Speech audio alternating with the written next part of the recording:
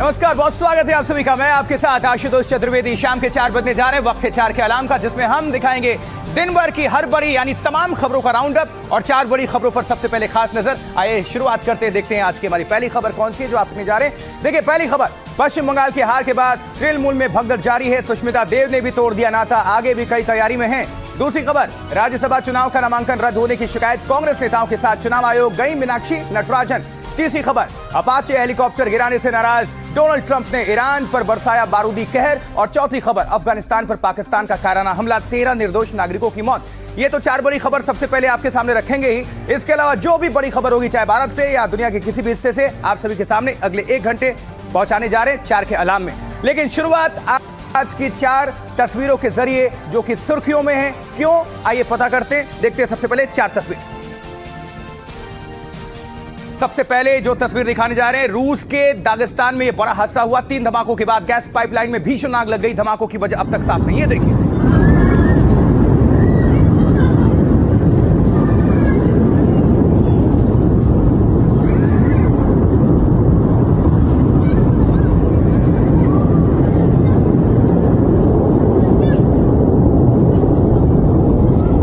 दुनिया में वैसे ही आजकल तेल गैस की किल्लतें चल रही हैं। वैसे पिछले कुछ हफ्तों में तेल और गैस की पाइपलाइन में ऐसे भीषण धमाके की तमाम तस्वीरें आ चुकी हैं। चलिए आगे बढ़ते हैं। और दूसरी तस्वीर, रूस और यूक्रेन के बीच भीषण हमलों का दौर जारी है। पिछले 24 घंटों के दौरान एक दूसरे के हथियार डिपो, ईंधन टैंक्स और ऊर्जा ढांचों को भारी नुकसान पहुंचाने की खबर। ये देखिए,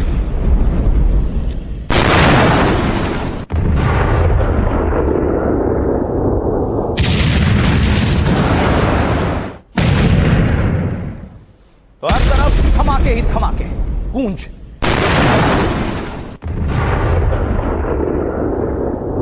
और अब तीसरी तस्वीर, चीन के आक्रामक रुख के बीच ताइवान सेना का दूसरे दिन भी जारी है युद्धाभ्यास। अमेरिका की हाई मार्स रॉकेट सिस्टम और होवित्जर तोपों के साथ लाइव फायर सैन्य अभ्यास किया गया। यहां भी धमाके।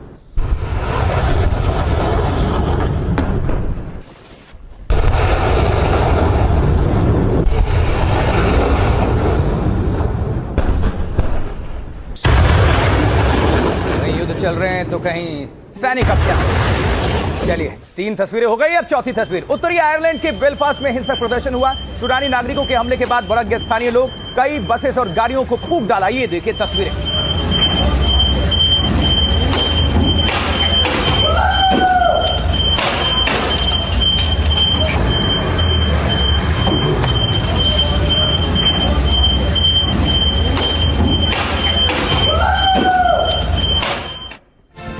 चलिए, 4 के अलार्म की अब पहली खबर आपके सामने रखते हैं। देखिए, पश्चिम बंगाल, ममता बनर्जी को एक और बड़ा झटका। उनकी करीबी मानी जाने वाली सुष्मिता देव ने भी उनका साथ छोड़ दिया है। सुष्मिता देव ने राज्यसभा की सदस्यता के साथ टीएमसी की सदस्यता भी छोड़ दी है। उन्होंने दिल्ली में असम के मुख्यमंत्री हिमंता बिस्वा शर्मा से भी मुलाकात की है। वहीं सुष्मिता ने कहा है कि वो अपने आगे के कदम पर बाद में जानकारी देंगी। उन्होंने ममता बनर्जी पर भी कोई टिप्पणी करने से फिलहाल इनकार किया है।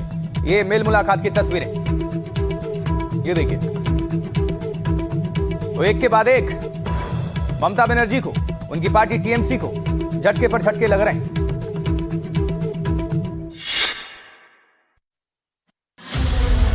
पश्चिम बंगाल में बीजेपी की प्रचंड जीत से तृणमूल में भगदड़ जारी है। इस्तीफों की झड़ी लग गई है। सुखेंदु शेखर रे के बाद अब सुष्मिता देव ने झटका दिया है।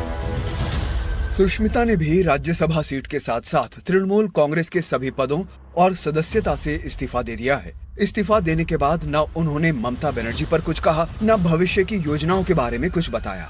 What prompted me to take this decision, why I took this decision is a very long story, and in politics, I don't think everything needs to be revealed. मेरे को 2-3 दिन फारिग रहने। Going to submit your resignation to the vice president. इस्तीफे के तुरंत बाद सुष्मिता देव दिल्ली में असम के मुख्यमंत्री हेमंत बिस्वा शर्मा से मिलने गई। इससे अटकलें लग रही हैं कि बीजेपी में वो शामिल हो सकती हैं। कांग्रेस ने सुष्मिता के इस्तीफे को लेकर बीजेपी पर निशाना साधा। This is nothing new for us. We have faced in Haryana, we have faced in Jharkhand. All these years, they were busy stealing the votes. Today, they are stealing the chair of Rajya Sabha. It's very unfortunate. both totally Prime Minister and Mr. Amit Shah is responsible for this episode. Sushmita Dev के इस्तीफे से राज्यसभा में BJP का समीकरण मजबूत होने के आसार हैं। चलिए जरा जल्दी से जान लेते हैं कि सुष्मिता देव के बारे में सियासत में उनका इतिहास क्या कुछ रहा है। तो सुष्मिता देव कांग्रेस के पूर्व वरिष्ठ नेता और केंद्रीय मंत्री संतोष मोहन देव की बेटी हैं। सुष्मिता सबसे पहले 3 दशक तक कांग्रेस में रहीं और फिर सिलचर से सांसद बनी। वो अखिल भारतीय महिला कांग्रेस की प्रमुख रहीं। अगस्त 2021 में उन्होंने टीएमसी यानी तृणमूल कांग्रेस का दामन थाम लिया। तृणमूल कांग्रेस की ओर से राज्यसभा के लिए चुनी गई। सुष्मिता को तृणमूल कांग्रेस ने अपना राष्ट्रीय प्रवक्ता भी नियुक्त किया। वो मोदी सरकार के खिलाफ कई मुद्दों पर काफी मुखर रही हैं, लेकिन अब तो मेल मुलाकात कुछ और ही कह रही है। चलिए अब आगे बढ़ते हैं। देखिए, ताजा राजनीतिक हलचल के बीच कांग्रेस ने कल अपने महासचिवों की एक आपात बैठक बुलाई है। इससे पहले आज तृणमूल महासचिव अभिषेक बनर्जी ने कांग्रेस सांसद राहुल गांधी से मुलाकात की है और इसके बाद ममता बनर्जी दिल्ली में अभिषेक बनर्जी के घर पहुंची। तो दरअसल तृणमूल कांग्रेस अभी कुछ और इस्तीफे वहां हो सकते हैं। माला रॉय और सयानी घोष भी बागियों के कैंप में शामिल होने की उनकी भी जानकारी मिल रही है। सूत्रों के मुताबिक बड़ी हलचल है टीएमसी पार्टी में।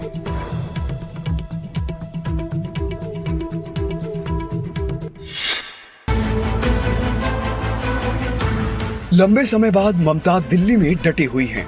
विपक्षी इंडिया गठबंधन की बैठक में शामिल होने के बाद अब केंद्रीय स्तर पर पार्टी को टूट से बचाने की कोशिश में है। इसी सिलसिले में वो दिल्ली में टीएमसी महासचिव और अपने भतीजे अभिषेक बनर्जी से मिलने पहुंची। अभिषेक बनर्जी इससे ठीक पहले 10 जनपथ में कांग्रेस नेता राहुल गांधी से मिलकर आए थे। दरअसल टीएमसी में टूट पूरे विपक्ष के लिए भी चुनौती बन गई है। टीएमसी के 28 में से 20 लोकसभा सांसद अलग होने का ऐलान कर चुके हैं। अब सामने आया है कि इन सांसदों में ममता के करीबी सयानी घोष भी शामिल हैं, जो जाधवपुर लोकसभा सीट से सांसद हैं और बांग्ला फिल्मों और टीवी की प्रसिद्ध अभिनेत्री रही हैं। ममता की एक और करीबी नेता माला रॉय के भी बागी कैंप में शामिल होने की अटकलें हैं। वो दिल्ली में हैं और बागियों का नेतृत्व कर रही काकोली घोष दस्तीदार और अन्य बागी नेताओं से मिली हैं। इन हालात में अब ममता दिल्ली की सियासत में पैर जमाने की कोशिश में है। सूत्रों के मुताबिक ममता बशीरहाट लोकसभा सीट से उपचुनाव लड़ सकती हैं, जो तृणमूल के सांसद रहे हाजी नूरुल इस्लाम के निधन के बाद से खाली पड़ी है। माना जा रहा है कि कांग्रेस इस सीट पर उन्हें समर्थन दे सकती है।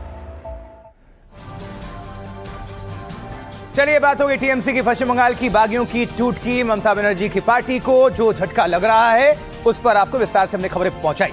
आगे बढ़ते हैं और अब इस वक्त आपको दिखा देते हैं शाम 4 बजे की 4 बड़ी खबर, यानी 4 बिग न्यूज आपके सामने। मध्य प्रदेश से कांग्रेस की राज्यसभा उम्मीदवार मीनाक्षी नटराजन का नामांकन रद्द। हलफनामे में तेलंगाना कोर्ट में चल रहे केस की जानकारी छुपाने का आरोप। फैसले के विरोध में उतरा विपक्ष। चुनाव आयोग से मिली कांग्रेस। विद्रोह की चिंगारी से उबलते पीओके में मुनीर सेना की बर्बरता लगातार सामने आ रही है। पाकिस्तानी सेना के जुल्म के वीडियोज भारत ने दुनिया के सामने किया पाकिस्तान को बेनकाब। वहीं हिमाचल प्रदेश के कांगड़ा में नैना देवी माता के जंगल में लगी आग। धुआं धुआं हुआ आसपास का इलाका, दहशत में लोग। अगली बड़ी खबर, जहां कांग्रेस नेता मीनाक्षी नटराजन ने राज्यसभा का नामांकन रद्द होने की शिकायत आज निर्वाचन आयोग से की है। अभिषेक मनु सिंघवी के नेतृत्व में कांग्रेस के नेता शिकायत के लिए निर्वाचन आयोग पहुंचे। नामांकन रद्द करने के रिटर्निंग ऑफिसर के फैसले को पूरी तरह से गलत बताया है और इस फैसले को तुरंत खारिज करने की मांग की गई है। निर्वाचन आयोग की ओर से आज ही इस पर फैसला आने के आसार जताए जा रहे हैं। तो ये ब्रेकिंग न्यूज, बड़ी खबर। कांग्रेस कह रही है कि चुनाव अधिकारी का फैसला गलत है।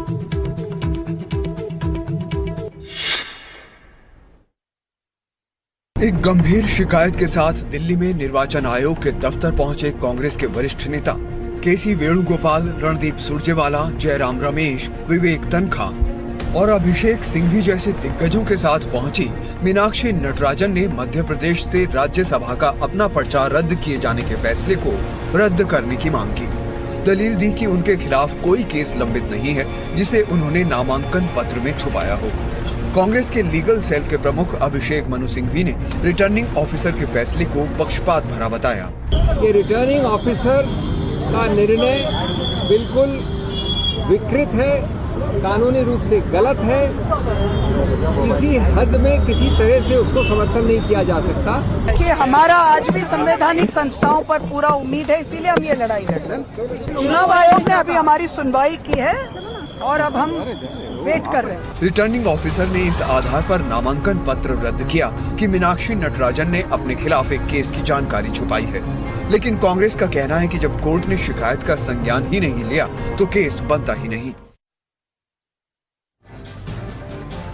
देखिए, राज्यसभा चुनाव के लिए कांग्रेस की ओर से मीनाक्षी नटराजन के नामांकन को रद्द करने के पीछे की कहानी बता देते हैं आपको। कांग्रेस की तेलंगाना प्रभारी मीनाक्षी नटराजन के खिलाफ एक कंपनी की पूर्व अधिकारी ए श्रीलता ने शिकायत की। सबसे पहले 2022 में दी गई इस शिकायत में कांग्रेस नेता के.एस. रेड्डी की शिकायत की गई थी और शिकायत में उत्पीड़न, शोषण, धमकियों के आरोप शामिल थे। यह भी कहा गया कि इन आरोपों के बावजूद कुछ नेताओं ने उनके खिलाफ कार्रवाई नहीं की, उन्हें राजनीतिक शय दी गई।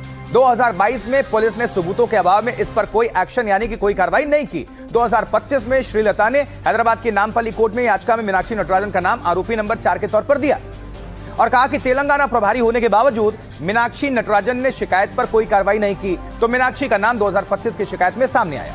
कोर्ट ने याचिका के आधार पर नटराजन को नोटिस जारी किया। मीनाक्षी नटराजन का दावा है कि कोर्ट ने मामले का संज्ञान नहीं लिया और उन्हें आरोपी के तौर पर नहीं बल्कि रेस्पोंडेंट यानी कि उत्तरदाता के तौर पर नोटिस दिया गया है।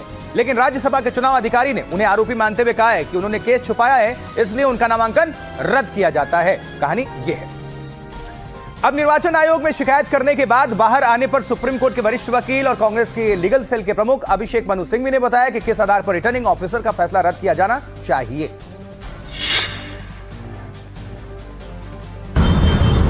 एक आधार पर मिस मीनाक्षी नटराजन को आरओ ने निरस्त कर दिया उनके नॉमिनेशन पेपर को।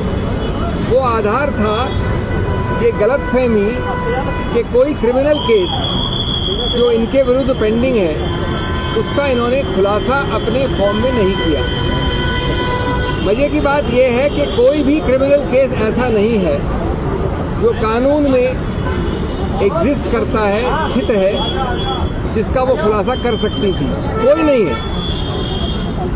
एक नोटिस आया है कोर्ट से कि आप आइए और बताइए कि हम कॉग्निजेंस इस केस का लें कि नहीं लें।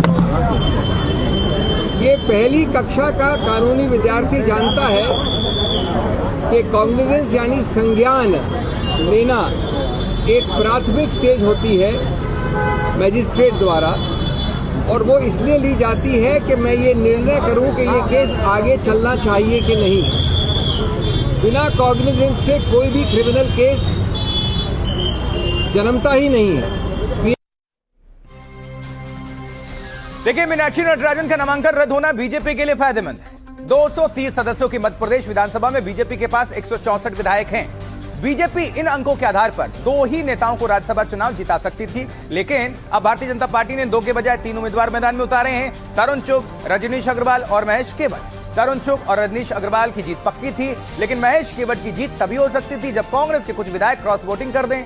मीनाक्षी नटराजन को जिताने के लिए कांग्रेस के पास पर्याप्त विधायक थे, लेकिन महेश केवट के खड़े होने से कांग्रेस को क्रॉस वोटिंग का डर सता रहा था और इससे बचाने के लिए कांग्रेस विधायकों को बेंगलुरु ले जाने की योजना भी तैयारी की गई। हवाई जहाज तैयार खड़ा था, लेकिन विमान उड़ता उससे पहले ही मीनाक्षी नटराजन का नामांकन रिटर्निंग ऑफिसर ने रद्द कर दिया और महेश केवट की जीत का रास्ता खुल गया। और आज की एक और बड़ी खबर आपके सामने। प्रधानमंत्री नरेंद्र मोदी ने बतौर चुने हुए पीएम के तौर पर सबसे लंबे समय तक पद पर रहने का रिकॉर्ड बना लिया है। बीजेपी इस उपलब्धि को जश्न की तरह मना रही है। अब इसी से जुड़ी खबरें आपको हम दिखाते हैं। देखिए, पीएम मोदी ने नया सियासी कीर्तिमान रचा है। पूरे हुए मोदी सरकार के 12 साल और पंडित जवाहरलाल नेहरू से आगे निकले हैं प्रधानमंत्री मोदी। कैसे देश भर में जश्न और पूजा पाठ इस वक्त बीजेपी कर रही है, जश्न का माहौल है। मंदिर पहुंचे बीजेपी के नेता और मंत्री, वहीं प्रधानमंत्री मोदी की लंबी उम्र की कामना की गई है। ये तस्वीर देख रहे हैं आप पार्टी अध्यक्ष नितिन नवीन की, पीछे संजय मयूख और भारत मंडपम में पूरी तैयारी है। वहां पर तमाम भारतीय जनता पार्टी के नेता, सांसद, मंत्री सबकी उपस्थिति है और अब से थोड़ी देर में प्रधानमंत्री नरेंद्र मोदी भी भारत मंडपम पहुंचने वाले हैं। और ये देखिए, बीजेपी शासित मुख्यमंत्रियों का आगमन लगातार चल रहा है। अभी सम्राट चौधरी को देख रहे हैं, बिहार के मुख्यमंत्री को, मीडिया सेल के सहप्रभारी संजय मयूख और वहीं चिराग पासवान वो भी आ चुके हैं। और बीजेपी शासित मुख्यमंत्रियों की बात करें, वो भी पहुंच चुके हैं भारत मंडपम। बंगाल के मुख्यमंत्री शुभेंदु अधिकारी, उत्तर प्रदेश के मुख्यमंत्री योगी आदित्यनाथ अभी आप देख रहे हैं, और ये तमाम तस्वीरें देख रहे हैं आप। आज जो तस्वीरें आपके सामने हम रख रहे हैं ये आप देख रहे हैं, प्रधानमंत्री मोदी के कार्यकाल के 12 साल पूरे होने के मौके पर केंद्रीय मंत्रियों सहित बीजेपी के तमाम जो नेता हैं मंदिरों में पूजा अर्चना करते नजर आए हैं, चाहे उसमें नितिन नवीन हो, जेपी नड्डा हो, धर्मेंद्र प्रधान, पीयूष गोयल, गजेंद्र सिंह शेखावत, अश्विनी वैष्णव और मनसुख मांडविया को देख रहे हैं आप। वहीं मनोज तिवारी, बीजेपी सांसद, पीयूष गोयल, ये सबको आप देख रहे हैं। सबसे लंबे समय तक सेवा करने वाले निर्वाचित पीएम बनने पर केंद्रीय मंत्रिमंडल ने एक प्रस्ताव पारित किया और सदस्यों ने खड़े होकर पीएम मोदी का अभिवादन किया। बतौर पीएम नरेंद्र मोदी ने पूर्व प्रधानमंत्री जवाहरलाल नेहरू का रिकॉर्ड तोड़ दिया। बीजेपी इसे महा उपलब्धि बताते हुए देश भर में विशेष पूजा अर्चना और प्रगति पथ यात्रा का आयोजन कर रही है। नेता और मंत्रियों ने मंदिरों का रुख किया है। उज्जैन के मंदिर में पीएम मोदी की लंबी उम्र के लिए पूजा की गई। आज के दिन प्रधानमंत्री नरेंद्र मोदी लगातार सबसे लंबे समय तक सेवा देने वाले प्रधानमंत्री बन गए हैं। 26 मई 2014 को शुरू हुआ सफर आज 4399 दिन पर पहुंच गया और इसी के साथ पीएम मोदी ने देश के पहले प्रधानमंत्री पंडित जवाहरलाल नेहरू का 72 साल पुराना रिकॉर्ड तोड़ दिया है। ये जश्न उसी उपलब्धि के मौके पर मनाया जा रहा है।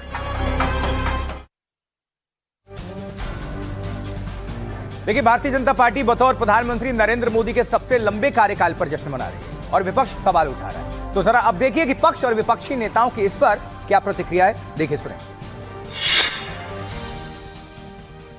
रिकॉर्ड तो बताया ना, तोड़ेंगे नफरत फैलाने का। जो नफरत फैल रही है भाजपा के मंत्रियों द्वारा, आए दिन हम देख रहे हैं आप और हम किस तरह से हो रहा है, तो ये बस नफरत ही फैलाना। मेन मुद्दे पे कब बात करेंगे?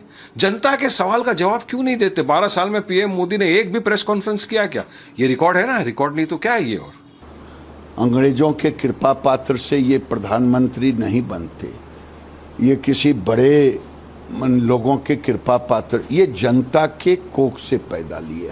नरेंद्र मोदी जब से आए हैं तब से गरीबों के उत्थान के लिए, देश के उत्थान के लिए उन्होंने काम किया है। हरि अनंत हरि कथा अनंता। नरेंद्र मोदी जी 25 करोड़ से ऊपर गरीबों को गरीबी रेखा से ऊपर ले जाने का काम किया। क्या ये बिना समर्पण का होता है? पक्का मकान दिया, क्या बिना समर्पण का दिया? शौचालय दिया, बिजली दी। क्या क्या उपलब्धि हैं? नौजवान परेशान, रोजगार नहीं है। छात्र परेशान, परीक्षा के पेपर लीक।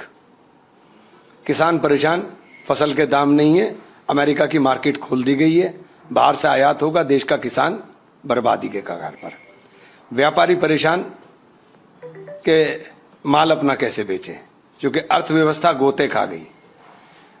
देश के अंदर इतनी बदहाली है कि लोगों को अपना किचन बस चलाना भारी हो गया। रोज महंगाई की दर आसमान को छू रही है। जश्न इस बात का होगा कि 58 रुपए के ऊपर आपको डॉलर दिया था, वो 100 रुपए टच करने जा रहा है। जश्न इस बात का होगा कि आम आदमी को जो चीज सरकार को देनी चाहिए वो चीजें सरकार के द्वारा उपलब्ध नहीं कराई जा रही। तो किस बात का जश्न बन रहा है? ब्रेक के बाद 4 के अलार्म में बढ़ते हैं आगे। एनडीटीवी इंडिया पर मैं आपके साथ आशुतोष चतुर्वेदी। कांग्रेस में टीएमसी के विलय को लेकर चल रही चर्चा के बीच बड़ी खबर है। कांग्रेस चाहती है कि विलय प्रस्ताव टीएमसी से आए। सूत्र बता रहे हैं कांग्रेस खुद से नहीं करेगी विलय।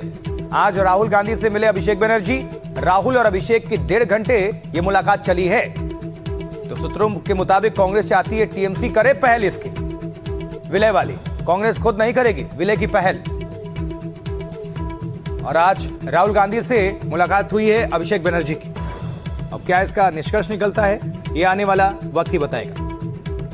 लेकिन ये बड़ी खबर, ब्रेकिंग न्यूज, क्योंकि कांग्रेस में टीएमसी के विलय को लेकर चल रही अटकलों के बीच ये खबर है। कांग्रेस चाहती है कि विलय प्रस्ताव टीएमसी ले आए।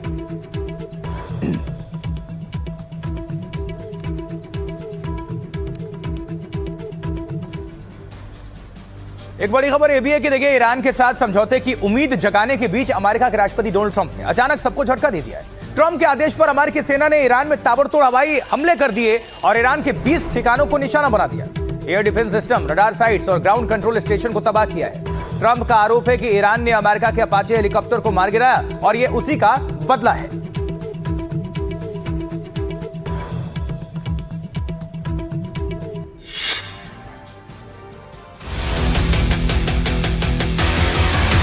अमेरिकी राष्ट्रपति ट्रंप के आदेश के बाद खाड़ी में एक बार फिर बारूद बरसने लगा है। ट्रंप ने बयान दिया कि ईरान ने हॉर्मुज के पास अमेरिका के अपाचे हेलीकॉप्टर को मार गिराया। बस इसी के बाद अमेरिका की तरफ से आत्मरक्षा के नाम पर वो जवाबी कार्रवाई शुरू हुई जिसने पूरे इलाके को थर्रा दिया। अमेरिकी सेंट्रल कमांड ने देर रात ईरान के करीब 20 ठिकानों को निशाना बनाया।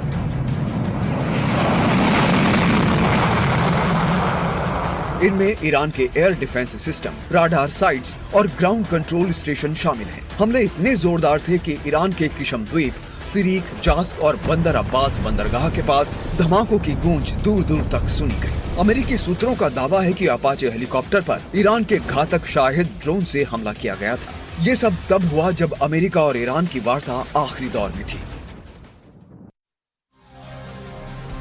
देखिए, अमेरिकी प्रेसिडेंट डोनाल्ड ट्रंप ने साफ कहा है कि अपाचे हेलीकॉप्टर पर हमला ईरान ने किया है। हालांकि ईरान ने इस दावे को खारिज कर दिया है। अल जजीरा के मुताबिक ईरान के उप विदेश मंत्री का दावा है ईरान ने अपाचे हेलीकॉप्टर पर हमला नहीं किया, अनजाने में हुआ होगा ये हमला। होर्मुज के पास अपाचे पर हुआ था यह अटैक। दोनों पायलट हालांकि सुरक्षित हैं। अल जजीरा से बातचीत में किया गया ये दावा। और इस बीच आपको ये भी बता दें कि समझौता होते होते अमेरिका और ईरान के बीच एक बार फिर से जंग शुरू हो गई है। अमेरिकी हमलों से बौखलाए ईरान ने अब एक साथ 3 देशों पर बड़ा हमला बोल दिया है और मिसाइल ड्रोन्स की बौछार कर दी गई है ईरान की तरफ से। अमेरिकी हमलों से बौखलाए ईरान ने वो कर दिखाया जिससे पूरा पश्चिमी एशिया हाई अलर्ट पर आ गया। ईरान ने सीधे तौर पर 3 देशों बहरीन, कुवैत और जॉर्डन में मौजूद अमेरिकी मिलिट्री बेसों पर जोरदार हमला बोल दिया। ईरान की इस जवाबी कार्रवाई ने खाड़ी देशों में खलबली मचा दी। IRGC का दावा है कि उसने बहरीन में मौजूद अमेरिकी 5th फ्लीट और कुवैत के अली अल सालेम एयरबेस पर आत्मघाती ड्रोन से हमला किया। इतना ही नहीं, जॉर्डन के अजराक एयरबेस पर ईरान ने लंबी दूरी की बैलिस्टिक मिसाइलें दाग दी। ईरान का दावा है कि उसने अमेरिका के कुल 21 ठिकानों को निशाना बनाया और जॉर्डन में अमेरिकी F-35 फाइटर जेट के हैंगर समेत 4 ठिकानों को पूरी तरह तबाह कर दिया। इस हमले के बाद बहरीन और कुवैत के आसमान में वार्निंग सायरन गूंजने लगे। वहीं जॉर्डन ने कहा कि उसने 5 मिसाइलों को मार गिराया।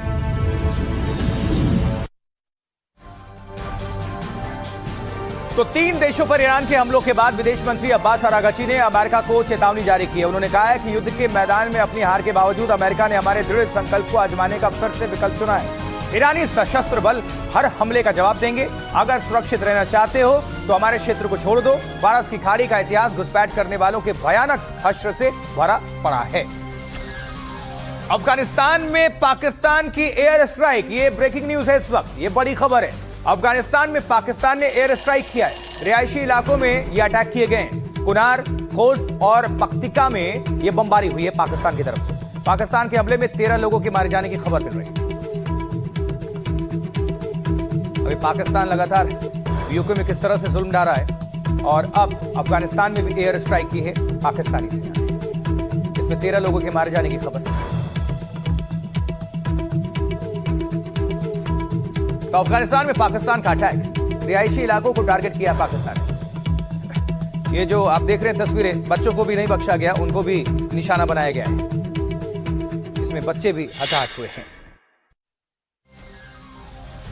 रात के अंधेरे में पाकिस्तान ने एक बार फिर कायराना हरकत की। पाकिस्तानी लड़ाकू विमानों ने अफगानिस्तान की हवाई सीमा का उल्लंघन किया और रिहायशी इलाकों पर ताबड़तोड़ हमला कर दिया। यह हमला अफगानिस्तान के 3 प्रमुख सीमावर्ती प्रांतों कुनार, खोस्त और पख्तिका में हुआ। धमाकों की गूंज इतनी जोरदार थी कि सोते हुए लोग संभल भी नहीं पाए और देखते ही देखते कई हंसते खेलते घर मलबे के ढेर में तब्दील हो गए।